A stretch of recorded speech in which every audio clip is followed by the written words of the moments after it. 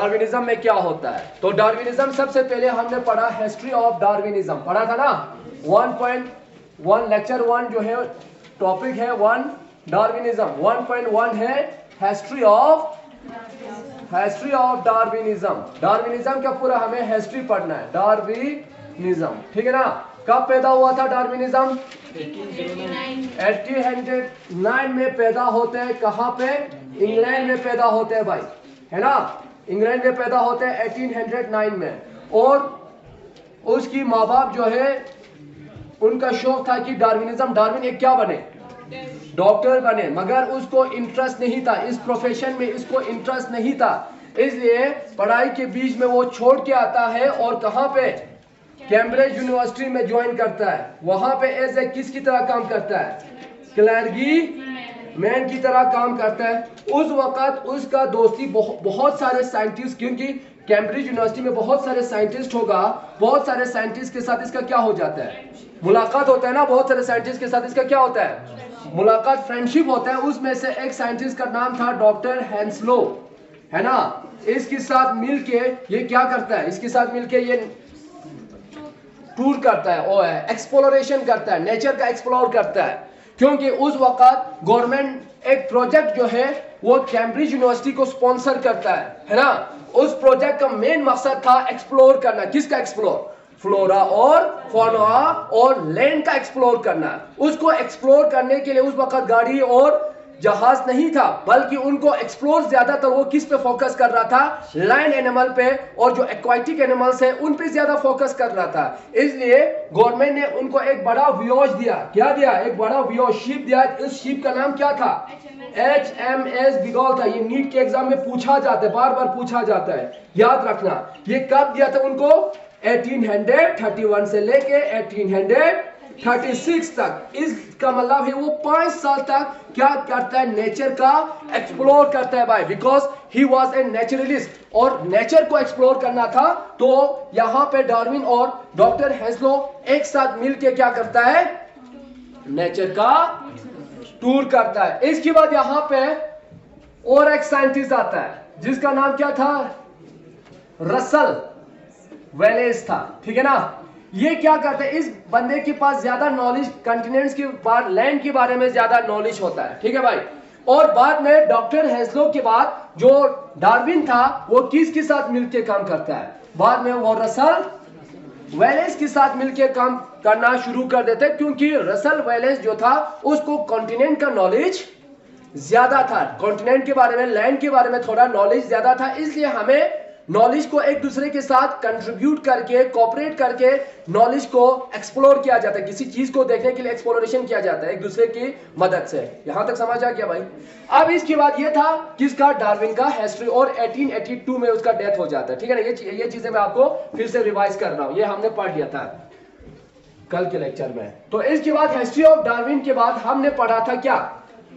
हमने पढ़ा 1.2 डार्विन का प्रिंसिपल ऑफ डार्विनिज्म पढ़ा था, ठीक है ना। तो मैंने आपको बताया डार्विन के कितने प्रिंसिपल्स हैं। डार्विन के 5 प्रिंसिपल है। उसमें से एक क्या था? ए था ओवर प्रोडक्शन था। डार्विन कहता है कि हर एनिमल रिप्रोडक्शन करता है और बहुत सारे अंडे या बहुत सारी ऑफस्प्रिंग प्रोड्यूस करता है। उस प्रोसेस को ओवर प्रोडक्शन कहा जाता है। दूसरा जो आता है वो क्या आता है भाई? दूसरा आता है स्ट्रगल फॉर एग्जिस्टेंस। अगर हमें इस दुनिया में रहना है तो हमें क्या करना होगा? हमें स्ट्रगल करना होगा। वी हैव टू स्ट्रगल और that we will be perish. वरना अगर स्ट्रगल नहीं करेंगे हम खत्म हो जाएंगे, हमारा डेथ हो जाएंगे, हम पेरिश हो जाएंगे। सी जो है वो क्या है बेटा? वो है स्ट्रगल फॉर एग्जिस्टेंस। के बाद इसके बाद आपका आता है वेरिएशन एंड इनहेरिटेंस। और इसके इनहेरिटेंस के बारे में बोला जाता है। अलग अलग किताब में अलग अलग तरीके से लिखा होगा, इस किताब में इस तरह लिखा हुआ है। इसके बाद डी जो है वो क्या आता है भाई? Survival of fittest. सबसे पहले असल में यहां सर्वाइवल ऑफ फिटेस्ट बाद में आना चाहिए, पहले आना चाहिए नेचुरल सिलेक्शन एंड एंड यहाँ पे natural selection and survival of fittest. इस तरह अलग अलग किताब में अलग अलग तरीके से लिखा होगा। और लास्ट में जो है वो क्या है भाई, फॉर्मेशन ऑफ या origin of new species. This is the 5 principle of Darwinism, new species. और न्यू स्पीशीज से न्यू स्पीशीज के फॉर्मेशन को क्या कहा जाता है, स्पाइसिएशन कहा जाता है। हाँ गो, यहां तक समझ आ गया। तो this is the principle of Darwinism. तो मैंने आपको पहले लेक्चर में सारा बता दिया ना। तो सबसे हम शुरू करेंगे कहां से, ओवर प्रोडक्शन से हम शुरू करेंगे। तो आप कल बता देना, ये नीट के एग्जाम में पूछ सकते हैं, how many principle was given by Darwinism. Darwinism was given 5 principle and their principles are over production, struggle for existence, variation and inheritance, natural selection and survival of fetus, and the last one is origin of new species and origin of new species, that is called as speciation कहा जाता है। हाँ बोलिए सब। अब इसके बाद क्या आता है, प्रिंसिपल। अब हम शुरू करेंगे कहां से, ओवर प्रोडक्शन से शुरू करेंगे। व्हाट्स मीन ओवर प्रोडक्शन, क्या होता है। इसमें एक साइंटिस्ट का नाम याद रखना, थॉमस र्यू माल्थस। क्योंकि इस माल्थस ने, थॉमस र्यू माल्थस क्या था भाई, एक पॉपुलेशन के बारे में काफी काम करते हैं। इसने अपना जो जितने भी रिसर्च पब्लिश किया वो किसके रिलेट था, वो पॉपुलेशन के रिलेट था। ठीक है ना। इस टॉपिक को समझाने के लिए हमें इस साइंटिस्ट का नाम लेना होगा, क्योंकि तब तक जब तक इस साइंटिस्ट के बारे में पता नहीं होगा तब तक आप ओवर प्रोडक्शन को समझ नहीं सकता है। तो यहाँ पे पॉपुलेशन में इसने बताया, जितने भी इसने पॉपुलेशन को 2 तरीके से देखा। एक पॉपुलेशन, अगर ह्यूमन का पॉपुलेशन इंक्रीज हो रहा है, हमारा पॉपुलेशन क्या हो रहा है भाई, अगर ह्यूमन का पॉपुलेशन इंक्रीज हो रहा है भाई, ह्यूमन का पॉपुलेशन जो इंक्रीज होता है वो किस तरीके से होता है, वो एज ए जियोमेट्रिक प्रोग्रेशन होते हैं। वहां पे क्या होता है भाई, it shows geometric progression. Human जब इंक्रीज होता है, ह्यूमन का पॉपुलेशन इंक्रीज होता है, तो उसका जो प्रोग्रेशन है वो जियोमेट्रिक प्रोग्रेशन है। जियोमेट्रिक का मतलब ये हुआ कि अगर पहले 2 ह्यूमन होगा, इसके बाद कितना बनेंगे, 4 का कितना बनेंगे भाई, 8 का भाई 16 का 32 का 64। इस तरह हमारे पॉपुलेशन बढ़ेंगे। दैट मीन 2 गुना क्या हो रहा है, कंपाउंडिंग हो रहा है हमारा। इस प्रोसेस को क्या कहा जाता है, फाइनेंस में इस प्रोसेस को कंपाउंडिंग कहा जाता है। क्या कहा जाता है, कंपाउंडिंग हो रहा है भाई। 2 का 4 दुगना बढ़ रहा है, इसके बाद दुगना का दुगना बढ़ता जाएंगे, तो पॉपुलेशन जो है वो क्या है, एक्सप्लोजन होने का खतरा है कि नहीं। पॉपुलेशन एक्सप्लोजन पड़ा, क्योंकि हमारा पॉपुलेशन एक्सप्लोजन इसलिए हो रहा है क्योंकि पॉपुलेशन जब ग्रो होता है तो वो किस फैशन में ग्रो होता है, वो किस तरीके से, जियोमेट्रिक प्रोग्रेशन, जो हमारे लिए खतरा है ना। मगर वो खतरा इसलिए है क्योंकि हमारी जो फूड, हमारी जो शेल्टर है ना, जो लैंड है, इनका भी नंबर क्या होता है, इंक्रीज होता है। मगर इंक्रीज जो होता है वो एज ए अर्थमेटिकली इंक्रीज होता है भाई, अर्थमेटिक प्रोग्रेशन होता है। अर्थमेटिक प्रोग्रेशन का हुआ, इसका मतलब है बेटा, इसका नंबर किस तरह इंक्रीज होता है, 1 का 2 का 3 का 4 का 5 का 6 7। तो कौन सा ज्यादा बढ़ेंगे, अगर हमारी पॉपुलेशन, ये साइंटिस्ट माल्थस कहता है कि अगर ह्यूमन का पॉपुलेशन अगर ज्योमेट्रिक प्रोग्रेशन में है, तो ह्यूमन पॉपुलेशन अगर एक्सप्लोजन हुआ तो एक वक्त ऐसा होगा कि हमें शॉर्टेज होगा, किसका, फूड का शॉर्टेज होगा, शेल्टर का शॉर्टेज होगा, लैंड का शॉर्टेज होगा। तो ह्यूमन और ह्यूमन के बीच में क्या हो सकता है, लड़ाई हो सकता है। इसलिए हमने दूसरे जो रिप्रोडक्शन में पढ़ा कि कंट्रासेप्टिव्स के बारे में, हमें पॉपुलेशन को रोकना है। इसलिए रोकना है क्योंकि पॉपुलेशन जब तक नहीं रोकेंगे तब तक क्या होगा भाई, बड़ा प्रॉब्लम क्रिएट हो सकता है। पॉपुलेशन जितना इंक्रीज होगा तो हमें इन चीजों का क्या होगा, इन चीजों का हमें शॉर्टेज होगा, है ना। इसलिए हम पॉपुलेशन को क्या कर रहे हैं, रोकने की कोशिश कर रहे हैं। बहुत सारे कंट्रासेप्टिव मेथड्स के मदद से हम इस पॉपुलेशन को रोकने की कोशिश कर रहे हैं, ताकि हमारे बच्चे कल कंपटीशन, उनके बीच में ज्यादा इंट्रा स्पेसिफिक कंपटीशन कम हो जाए, है ना, और ना हो जाए। यहां तक समझ आ गया भाई। तो ओवर प्रोडक्शन में मैंने आपको बताया, क्योंकि ओवर प्रोडक्शन में क्या होता है, एग्जांपल मैंने आपको लिया था, जैसे कि साल्मोन फिश का मैंने एग्जांपल लिया है ना। ये साल्मोन फिश क्या करता है भाई, 20 मिलियन अंडे क्या करता है, एक ब्रीडिंग सीजन में ये 20 से 80 मिलियन अंडे छोड़ देता है भाई। अगर इसी तरह सीजन में अगर ये इस तरह अंडे छोड़ेंगे तो हमारी अगर एक्वाटिक सिस्टम में, हमारी ओशन में कोई एनिमल नहीं रहेंगे, सिर्फ क्या रहेंगे, इसका साल्मोन का ही अंडा रहेंगे, है ना। ये अगर इसी तरह अगर ये 8 साल इसी तरह चलते रहा ना साल्मोन का ही, तो क्या हो सकता है हमारे पूरा 8 गुना इस 8 पे इसका अंडा होगा, अंडा इसका खत्म ही नहीं होगा। तो ओवर प्रोडक्शन को क्या करना होगा, नेचर खुद क्या करेंगे, इसको रोकेंगे, बैलेंस करेंगे। इकोलॉजिकल इकोसिस्टम को जिस तरह बैलेंस करता है नेचर, इसी तरह इसको बैलेंस करने की कोशिश करेंगे। मैंने आपको बताया ना, जैसे कि बहुत सारे एनिमल्स है, मैंने आपको बताया किसका बताया, एस्कैरिस का बताया, शाबाश, एस्कैरिस का बताया कि एस्कैरिस दिन में कितने अंडे छोड़ता है, 1 आवर्स में, 1 घंटे में ये कितना अंडे छोड़ता है, 7 लाख अंडे छोड़ता है भाई। खुद सोचो आप, 1 घंटे में 7 लाख अंडे छोड़ रहा है। अगर ये 3 साल यहाँ पे रहा ना, इसी तरह ये प्रोसेस करते रहा, तो यहाँ पे पूरा इसका अंडा ही अंडे होगा, कोई नहीं रहेंगे इस अर्थ में, है ना। तो इस ओवर प्रोडक्शन को हमें क्या करना होगा, then what will we do, what will be the nature doing, nature क्या करेंगे, नेचर इस प्रोसेस को कंट्रोल करेंगे भाई, डिफरेंट तरीके से कंट्रोल करेंगे। तो कंट्रोल करने के लिए ओवर प्रोडक्शन मैंने आपको बताया, after male and female sexual intercourse करने के बाद बहुत सारे अंडे रिलीज करता है, बहुत सारे एस्कैरिस भी खुद बहुत सारे अंडे छोड़ता है ना। हमारे जैसा कि हमारी खुद अगर ह्यूमन पॉपुलेशन में देखो कितनी बच्चे प्रोड्यूस हो रहा है, अगर उन बच्चों में से कुछ किसी को तो डेथ होना होगा ना, अगर डेथ नहीं होगा भाई हमारा, फिर तो हमारा इकोसिस्टम क्या होगा, इम्बैलेंस होगा, इकोलॉजिकल इम्बैलेंस आएंगे इसमें। इसलिए ओवर प्रोडक्शन को क्या करना होगा, रोकना होगा। तो रोकने के लिए नेचर ने कौन सा तरीका रखा गया, इसमें स्ट्रगल फॉर एग्जिस्टेंस रखा गया, स्ट्रगल फॉर एग्जिस्टेंस, जो मैंने आपको कल पढ़ा दिया, स्ट्रगल फॉर एग्जिस्टेंस। अगर हमें एग्जिस्ट करना होगा तो हमें स्ट्रगल करना होगा। तो मैंने आपको बताया स्ट्रगल फॉर एग्जिस्टेंस में सबसे पहले क्या आता है, यहां पे आता है स्ट्रगल फॉर एग्जिस्टेंस में इंट्रास पैसिफिक, जो आज शॉर्ट तरीके से बता दूंगा, इंट्रास पैसिफिक कंपटीशन होगा बेटा यहाँ पे, है ना। अगर कंपटीशन किन के बीच में हो रहा है, 2 सेम स्पीशीज के बीच में हो रहा है तो इंट्रास पैसिफिक कंपटीशन। अगर कुत्ते और कुत्ते के बीच में फूड के लिए या स्पेस, हम इंसान और इंसान एक दूसरे से लड़ाई करते हैं कि नहीं, लैंड के लिए, फूड्स के लिए, है ना। तो ये क्या है, this is a type of intraspecific competition. अब दूसरा जो कंपटीशन आता है वो आता है इंटर स्पेसिफिक कंपटीशन आता है बेटा।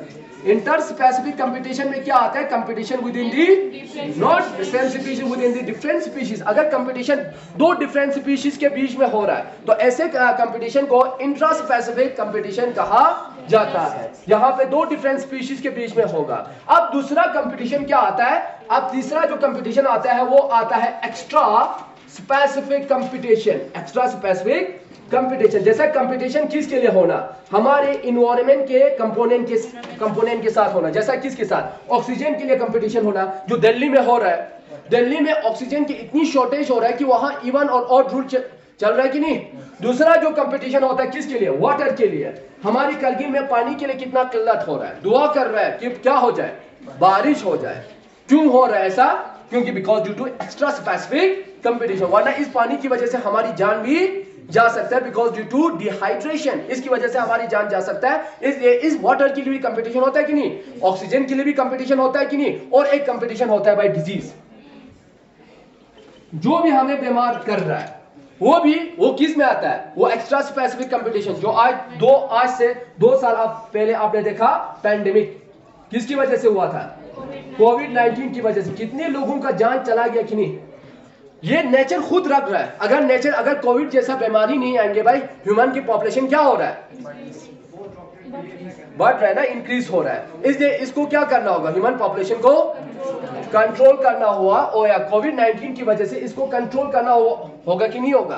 तो नेचर खुद, हमारी पॉपुलेशन अगर बढ़ेंगे, ऑटोमेटिकली नेचर ऐसे बीमारी लाएंगे यहाँ पे जो खुद इस सिस्टम को क्या करेंगे, कंट्रोल करेंगे, बैलेंस करेंगे। वरना ये सिस्टम नहीं चल सकता, इकोलॉजिकल इम्बैलेंस हो सकता है। तो ये कंपटीशन है स्ट्रगल फॉर एग्जिस्टेंस, जो अभी भी होता है, जैसा आजकल हो रहा है। कोविड-19 की वजह से बहुत सारे लोगों की जान चले जा रहे हैं कि नहीं। तो इसको नेचर खुद कंट्रोल कर रहा है भाई, नेचर खुद उस इकोसिस्टम को क्या कर रहा है, बैलेंस कर रहा है। तो ये हो गया स्ट्रगल फॉर एग्जिस्टेंस। अब यहां से भी अगर सक्सेस हुआ तो क्या होगा नेक्स्ट, वेरिएशन, जो मैंने आपको एग्जांपल दिया था किसकी केस में। अब मैं वो उस दिन मैंने डियर का एग्जांपल दिया था, इस बार मैं आपको जिराफ का एग्जांपल देता हूं। जिराफ का एग्जांपल मैंने लिमाकिज्म में भी दिया था और इसमें भी है। किसकी एग्जांपल भाई? जिराफ। अब जिराफ की केस में क्या होता है, अब पहले किताबें लिखता है कि जिराफ का जो नेक था वो क्या था भाई, वो बहुत छोटा था। जब इन्वायरमेंट चेंज हुआ, जब इन्वायरमेंट चेंज हुआ, इन्वायरमेंट इतनी चेंज हुआ, पहले यहाँ पे गर्मी कम था, अचानक ग्लोबल वार्मिंग की वजह से यहाँ पे गर्मी बढ़ गई भाई। अब बोलेंगे कि यार पिछले पुराने जमाने में तो गाड़ी हुआ नहीं करते थे, है ना, इंडस्ट्रीज नहीं था, तो यहाँ पे पोल्यूशन कैसे, मतलब यहाँ अचानक टेम्परेचर किस तरह बढ़ गया? वो इसलिए बढ़ गया क्योंकि वहां वॉल्केनिक आशिश, क्योंकि वॉल्केनिज्म की वजह से बहुत सारी धुएं क्या होता है भाई यहाँ से प्रोड्यूस होता है। इसकी वजह से अचानक यहाँ का टेम्परेचर बढ़ गया। किसी एरिया में टेम्परेचर क्या हो गया भाई, बढ़ गया। पहले यहाँ ग्रास हुआ करता था, इस लाइन पे क्या हुआ करता था, ग्रास हुआ करता था। तो अचानक टेम्परेचर बढ़ने की वजह से यहाँ पे क्या हुआ, बारिश कम होने लगी, ठीक है ना। बारिश कम होने की वजह से यहाँ पे ग्रास उगना बंद कर दिया भाई। अब जिराफ परेशान है कि मैं इस इन्वायरमेंट में किस तरह रहूं। सबसे पहले इन्वायरमेंट के हिसाब से हमें अपने अंदर क्या करना होता है, चेंज करना होता है। यही इन्वायरमेंट डिसाइड करता है कि कौन सा एनिमल सर्वाइव रहना है कि कौन सा नहीं रहना। It depends upon the our environment, वो इन्वायरमेंट डिसाइड करता है भाई। यहाँ पे भी क्या हुआ, पहले इन्वायरमेंट हाईली टेम्परेचर नहीं था, अचानक टेम्परेचर क्या हो गया, बढ़ गया। यहाँ बारिश नहीं हुआ, बारिश ना होने की वजह से यहाँ पे ग्रास ग्रो नहीं हुआ। अब ये परेशानी किसको हुआ, ये परेशानी हो गया किसको, जिराफ को। अब जिराफ जो है वो पैदल चलना शुरू कर देता है। अब यहाँ पे क्या होता है बेटा, एक बड़ा दरख्त था, है कि नहीं। क्या था भाई यहाँ पे, दरख्त के ऊपर क्या था, लीव्स था। अब जिराफ कोशिश करता है कि किसको, इस लीव्स को खाने की कोशिश करता है भाई, है ना। मगर वहां पे बोला था यहाँ पे इंटरनल आर्ट, उसके अंदर डिजायर पैदा होगा। डिजायर जब पैदा होगा तो उस डिजायर के हिसाब से उसके अंदर न्यू नीड्स पैदा होगा। जब न्यू नीड्स पैदा होगा तो न्यू स्ट्रक्चर्स का डेवलपमेंट होता है। This was the theory of Lamarckism. मगर डार्विनिज्म कुछ अलग कहता है। डार्विनिज्म ये कहता है कि भाई यहाँ पे जिराफ था, अब जिराफ क्या करता है, अपने अंदर क्या करता है, वेरिएशन लाता है। क्या कर लेता है, वेरिएशन। अब जो नेक्स्ट टॉपिक जो है वो क्या है भाई, द सी इज वेरिएशन। अब यहाँ पे डार्विन कहता है कि वेरिएशन होना एनिमल के अंदर बहुत जरूरी है। और ये वेरिएशन इस एनिमल के अंदर कब आता है, जब उसका सराउंडिंग इन्वायरमेंट चेंज होता है। अब यहाँ पे क्या हुआ, ग्लोबल वार्मिंग की वजह से ग्रास नहीं उगा, ग्रास ग्रो नहीं हो रहा था। अब ये जिराफ क्या करता है, इस इन्वायरमेंट में अगर इसको सरवाइव करना होगा तो उसको अपने अंदर क्या लाना होगा, उसको अपने अंदर चेंज लाना होगा, वेरिएशन लाना होगा। वेरिएशन का मतलब है, डार्विन कहता है चेंज, है ना, चेंज लाना होगा। मगर डार्विन को ये आइडिया नहीं था कि ये चेंज किस तरह आता है, किस वजह से आता है। वो आइडिया डार्विन को नहीं था, वो बाद में आ गया जेनेटिक्स में। हुगो डी वायरस इसके बारे में हमें डिटेल बता देते हैं कि वेरिएशन किस तरह होता है। वो असल में डीएनए की किसी नाइट्रोजनस बेस में या सीक्वेंस में जब चेंजिंग आ जाता है तो क्या आ जाता है भाई, वेरिएशन आ जाता है। यहां तक समझ आ गया भाई। अचानक वेरिएशन आने की वजह से क्या हुआ, इसका, क्योंकि इसको इन्वायरमेंट, इस एनवायरमेंट में नेचर डिसाइड करेंगे कि कौन सा एनिमल सर्वाइव रहना है कि कौन सा सर्वाइव नहीं रहना है। तो यहाँ पे क्या होता है भाई, एक जो जिराफ है वो अपनी नेक के अंदर चेंजिंग लाता है। अचानक उसका नेक क्या हो जाता है, बड़ा हो जाता है भाई। अब बढ़ गया ना इसका नेक। अब ये इस लीव्स को क्या करेंगे, खाना शुरू कर देंगे। But at the same time यहाँ पे दूसरा जिराफ भी होता है जिसका नेक क्या होता है भाई, छोटा होता है। और अब छोटा होने की वजह से because due to shortage of food, अब ये जिराफ जो है वो सर्वाइव नहीं रह सकता। इसलिए इसकी इन दोनों की मद्देनजर को देख के, इन दोनों को देख के डार्विन ये कहता है there are two types of variation. Variation दो टाइप्स के हैं। डार्विन कहता है कि how many types of variation, there are two types of variation. One is favourable variation, one is favourable variation. और दूसरा क्या कहते हैं डार्विन, डार्विन ये कहते हैं एक फेवरेबल वेरिएशन होता है और दूसरा क्या होता है, अनफेवरेबल वेरिएशन होता है। अनफेवरेबल वेरिएशन ये कहता है भाई डार्विन, कहता है कि नहीं। अब यहां पे ये कहता है जो अनफेवरेबल वेरिएशन होगा, जो अनफेवरेबल वेरिएशन होगा इट लीड्स टू डेथ। इसको मरना ही मरना है, क्योंकि इस एनवायरनमेंट में ये जो स्मॉल नेक जिराफ है वो सर्वाइव नहीं करेंगे। अब इन्वायरमेंट चेंज होगा, इस इन्वायरमेंट में वही एनिमल सेलेक्ट होगा, वही एनिमल सर्वाइव करेंगे इस इन्वायरमेंट में जिसकी नेक बड़ा होगा।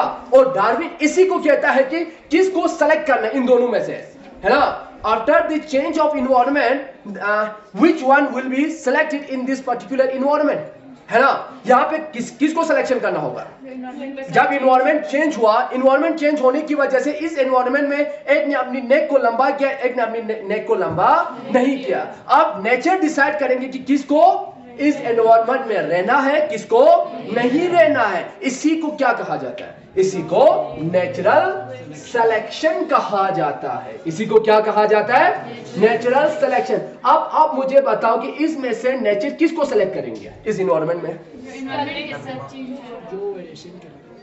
कौन सा? लॉन्ग लेग की, हाँ, लॉन्ग नेक वाला जिराफ को यहाँ पे नेचर सेलेक्ट करेंगे। अब जो स्मॉल नेक वाला जिराफ था ये क्या होगा भाई?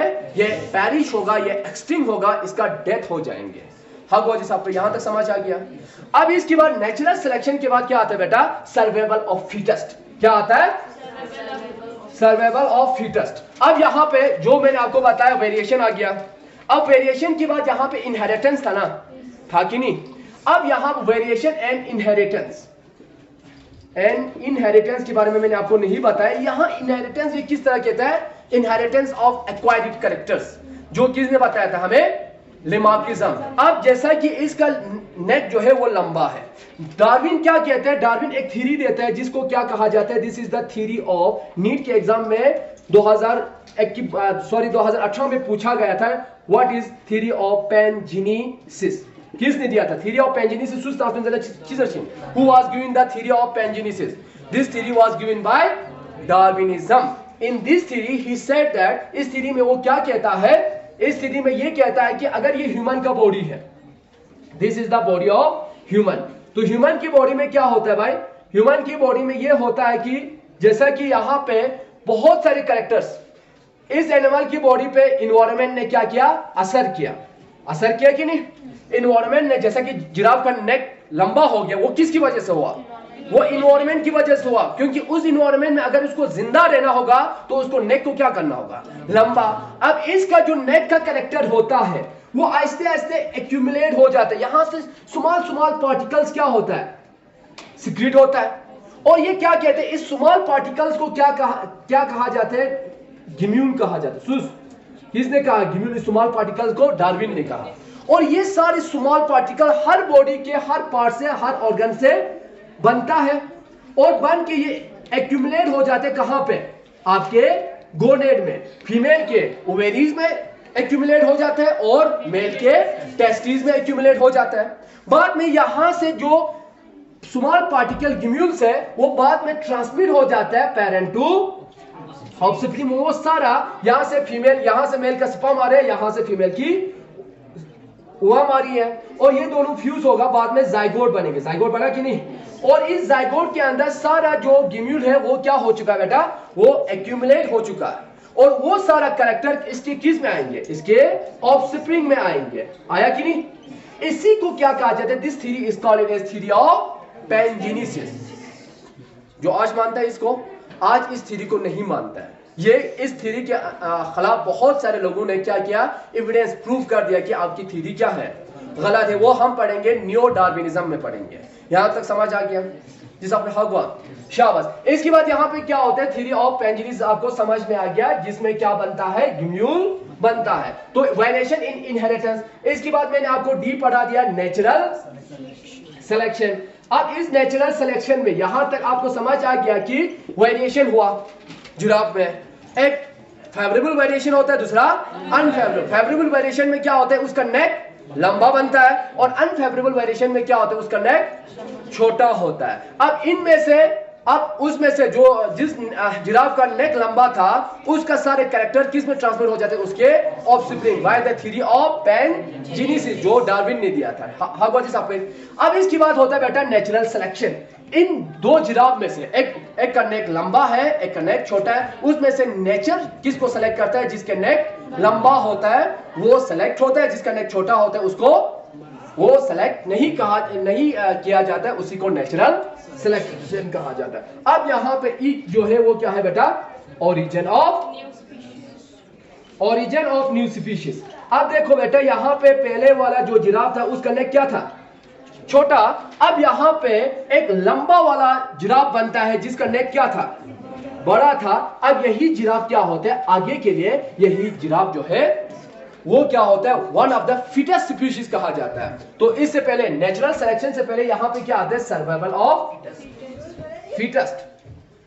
Survival of fittest. इस इन्वायरमेंट में सबसे फिट कौन है और कौन रहेंगे फिटेस्ट, वो रहेंगे लोम वाला जिराफ। क्यों, स्मॉल जिराफ को फुट ना मिलने की वजह से उसका क्या होगा, डेथ होगा। और जो नेक, जिसकी नेक लंबा है वो आसान से ट्रीज के ऊपर जो है वो एरल हैबिट में उसका जो लीव्स होता है वो इस लीव्स को खाना क्या करेंगे, शुरू कर देंगे। वो अपनी फूड इकोलॉजिकल नीच को ही चेंज कर देंगे, फूड हैबिट को ही चेंज कर देंगे। पहले वो ग्रास खाता था, अब वो क्या खाना शुरू कर देंगे, अब लीव्स खाना शुरू कर देंगे। तो ये स्पीशीज अब सर्वाइव रह सकता है इस इन्वायरमेंट में जहां पे बारिश ना होने की वजह से ग्रास ग्रो नहीं हो रहा था। अब इस इन्वायरमेंट में जिराफ सर्वाइव हो सकता है और जिस सुमाल वाला जिराफ जिसकी नेक सुमाल था वो सर्वाइव नहीं करेंगे। तो which one was the good species for survival of fittest, वो कौन सा है, वो लॉन्ग जिराफ है, वही इस इन्वायरमेंट में सर्वाइव रहेंगे। इसके बाद यहाँ लास्ट में क्या बनेंगे, ओरिजिन ऑफ न्यू स्पीशीज। अब पहले वाला ग्रास खाता था,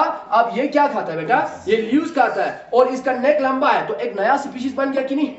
इसी को क्या कहा जाता है, ओरिजिन ऑफ न्यू स्पीशीज। एक नई स्पीशीज बनना शुरू हो जाता है, इसको ओरिजिन ऑफ न्यू स्पीशीज कहा जाता है। हाँ गोजी सब शाबाश। इसके बाद यहाँ पे क्या होता है, तो इसी तरह क्या होगा, यहाँ पे एक चार्ट बनाओ इस तरह।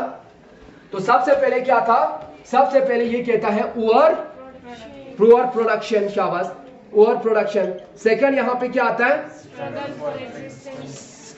सेकंड आता है स्ट्रगल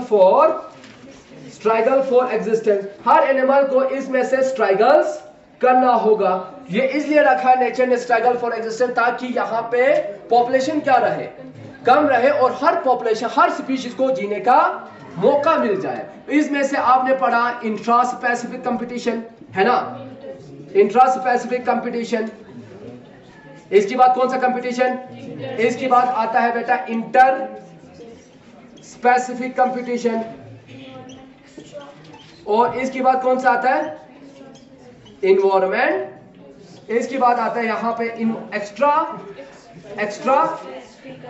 एक्स्ट्रा स्पेसिफिक कंपटीशन आता है ना।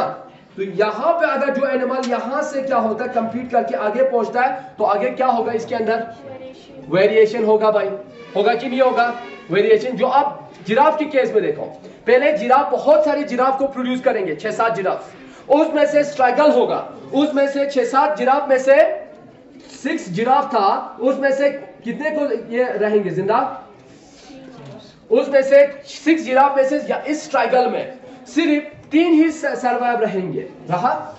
तो अचानक इन्वायरमेंट चेंज हुआ, इन्वायरमेंट चेंज होने की वजह से इसके अंदर क्या आना शुरू हो गया, वेरिएशन। तो यहाँ पे 2 टाइप के हमें जिराफ नजर आता है, एक में अनफेवरेबल जिसके अंदर कोई वेरिएशन नहीं होता है, अनफेवरेबल वेरिएशन। अगर यहाँ पे अनफेवरेबल वेरिएशन होगा तो क्या ये सर्वाइव रहेंगे, तो ये क्या होगा, इसका इट लीड्स टू डेथ, ये मर जाएंगे भाई, ये जिंदा नहीं रहेंगे।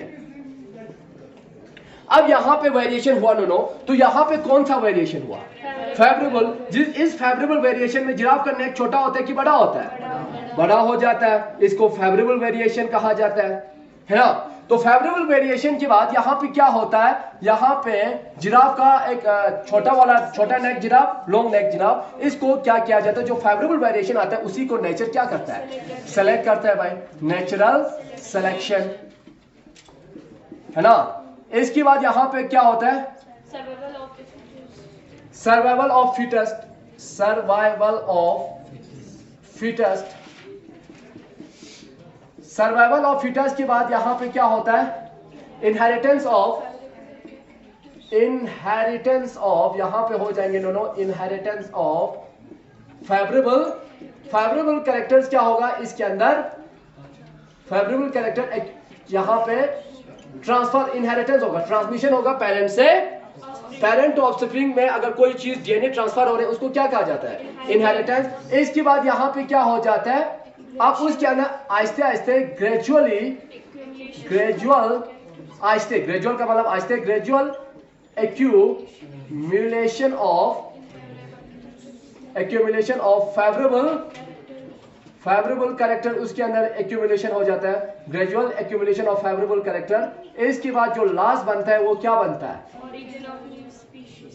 इसके बाद यहाँ पे बोर्ड में जगह कम होने की वजह से मैं इस तरह लिख रहा हूं, ओरिजिन ऑफ न्यू स्पीशीज। इसी को क्या कहा जाता है? This is the theory of Darwinism.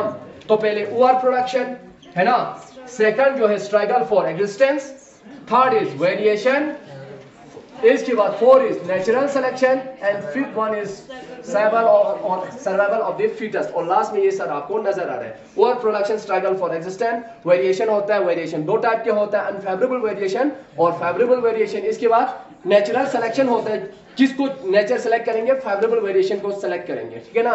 इसके बाद ये क्या होगा, one of the fittest species रहेंगे उस इन्वायरमेंट में, क्योंकि ये सारा क्यों हो रहा है? Because due to change of environment. जब इन्वायरमेंट चेंज होगा एनिमल में भी क्या होगा? चेंजिंग आ जाएंगे, ठीक है। तो सर्वाइवल ऑफ द फिटेस्ट। इसके बाद यहाँ पे ओरिजिन ऑफ इसके बाद यहाँ इनहेरिटेंस ऑफ फेवरेबल कैरेक्टर होगा, ट्रांसमिट होगा ऑफस्प्रिंग में, ग्रेजुअल एक्यूमुलेशन होगा, उसके अंदर आहिस्ते आहिस्ते फेवरेबल कैरेक्टर क्या होगा? एक ग्रेजुअल एक्यूमुलेशन ऑफ किसका? फेवरेबल कैरेक्टर का एक्यूमुलेशन होगा, और लास्ट में क्या होगा? ओरिजिन ऑफ न्यू स्पीशीज, है ना। तो इस तरह चलता है। This was the theory of Darwinism. Darwinism ये कहता है, मगर डार्विनिज्म को इनहेरिटेंस के बारे में बिल्कुल नॉलेज नहीं था। वेरिएशन तो हो रहा है, मगर क्यों हो रहा है, किस वजह से हो रहा है, इसका कॉजेस डार्विनिज्म को कोई आइडिया नहीं था।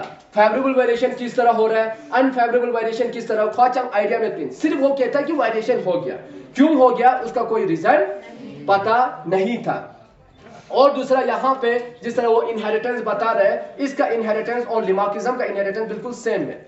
थ्योरी ऑफ पैनजेनेसिस, गिम्यूल फॉर्मेशन, ये बिल्कुल गलत है, इसको एक्सेप्ट नहीं करता। तो नेक्स्ट लेक्चर में हम पढ़ेंगे इसके क्रिटिसिज्म, दैट्स मीन उसी को क्या कहा जाता है? नियो डार्विनिज्म कहा जाता है, ठीक।